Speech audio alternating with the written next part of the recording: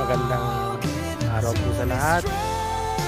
Nandito po tayo ngayon sa property dito po sa nasasakupan po ng bayan ng Siargao. Meron pong property na binebenta. Napakaganda po. Yan.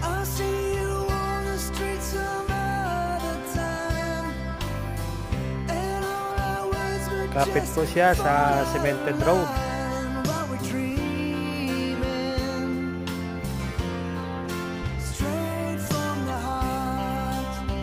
Ito po ay corner lot itong property.